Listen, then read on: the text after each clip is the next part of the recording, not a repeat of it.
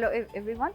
CSTEP বেংগালুৰুত এবাৰ 23-24-25 আগষ্ট 2023 চনত একেৰাহে পঞ্চমবাৰৰ বাবে ইণ্ডিয়া ক্লিন এয়াৰ সামিট যেটো আমি চমুকৈ কওঁ ICAS নামৰ বায়ু প্ৰদূষণৰ ওপৰত এক ৰাষ্ট্ৰীয় ফ্লেগশ্বিপ অনুষ্ঠান আয়োজন কৰিছে।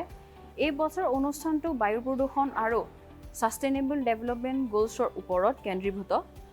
সন্মিলনখনত বিভিন্ন বিষয় অন্তৰ্ভুক্ত কৰি লোৱা হৈছে যাৰ ভিতৰত আছে অত্যাধুনিক গৱেষণা যেটো আমি কওঁ কাটিং এজ ৰিসাৰ্চ, উদ্ভাৱনী প্ৰযুক্তি, ইনোভেটিভ টেকনলজিজ আৰু সৰ্বশ্ৰেষ্ঠ পদ্ধতি বায়ু প্ৰদূষণ আৰু SDGৰ বিসত্ৰিতৰ ক্ষেত্ৰত।